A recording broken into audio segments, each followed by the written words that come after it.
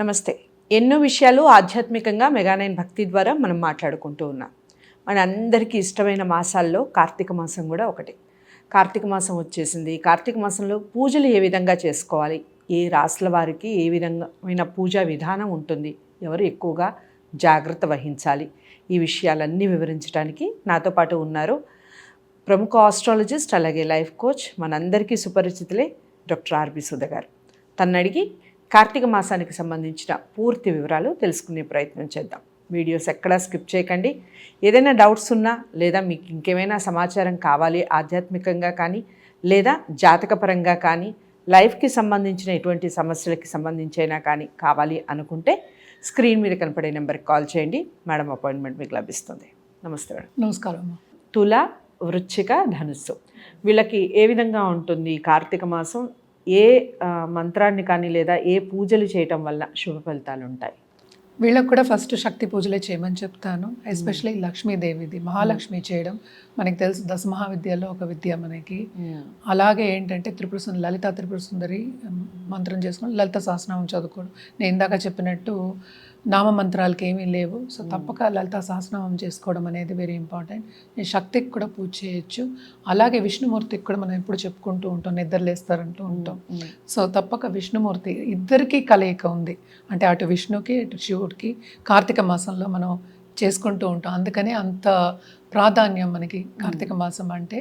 అలాగే ఏంటంటే మనం ఎప్పటికైనా చెప్పేది శివ పూజలు చేయండి, వద్దని ఎవరూ అంటలే, కానీ శక్తి పూజలు చేయండి ఇంకా మంచిది మీకు. ఎందుకంటే ఈ రాసుల వారు అవే కదా మనం చూసాము. అంటే ఇప్పుడు వీనస్, మార్స్ అధిపతి అయ్యారు.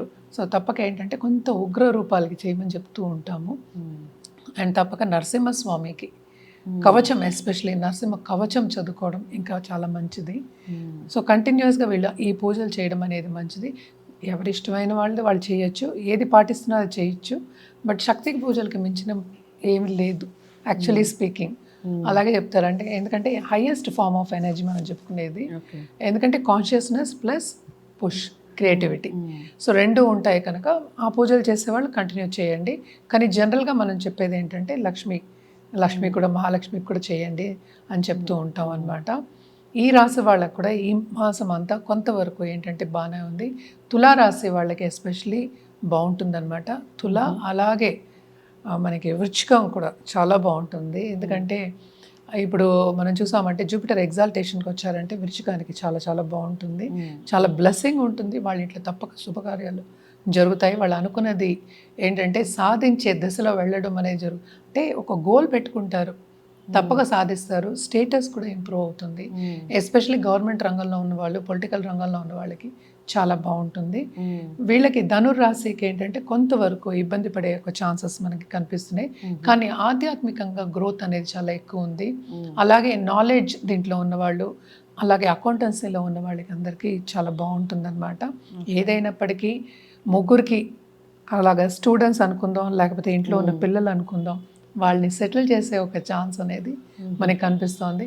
అలాగే పెళ్ళి కావాలి, ఇంట్లో శుభకార్యాలు జరగాలి అనుకున్న వాళ్ళందరికీ కూడా శుభకార్యాలు తప్పక జరుగుతాయి. వృశ్చిక రాశికి తప్పక జరుగుతుంది. ఈ సంవత్సరం కూడా, అంటే వచ్చే సంవత్సరం కూడా చాలా బాగుంది వాళ్ళకి అనమాట. సో జనరల్గా మనం మాట్లాడుకుంటున్నాము. సో చాలా బాగుంది. తప్పక శక్తి పూజలు చేయొచ్చు. అయినా ఏంటంటే అందరూ గుడికెళ్ళి సేవించుకోవడం కానీ, దర్శించుకోవడం, శివుని గుడికెళ్ళి దర్శించుకోవడం కానీ ఇంకా మంచిది. ఏదైనప్పటికీ ఫస్ట్ గణపతికి చేసి అప్పుడు చేయడం అనేది మంచిదన్నమాట. రైట్.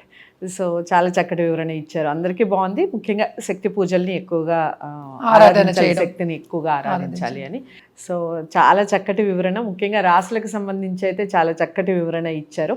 ఈ కార్తీక మాసంలో మరి మీది ఏ రాశి, మీరు ఏ విధంగా పూజ చేసుకుంటారు, ఈ విషయాలన్నీ కూడా శ్రద్ధగా విని చేసుకునే ప్రయత్నం చేయండి. ఇంకా డౌట్స్ ఉండి లేదా జాతకరీత్యా చూపించుకొని ఈ మాసంలో పూజలు చేయించుకోవాలి అనుకున్న వారు ఎవరైనా ఉంటే, ఆర్బి సుధ గారిని కలవాలి అనుకున్న వారు ఎవరైనా ఉంటే స్క్రీన్ మీద కనపడే నెంబర్కి కాల్ చేయొచ్చు. వీడియోని లైక్ చేసి అందరికీ షేర్ చేయండి. ఛానల్ని సబ్స్క్రైబ్ చేసుకోండి. నమస్తే.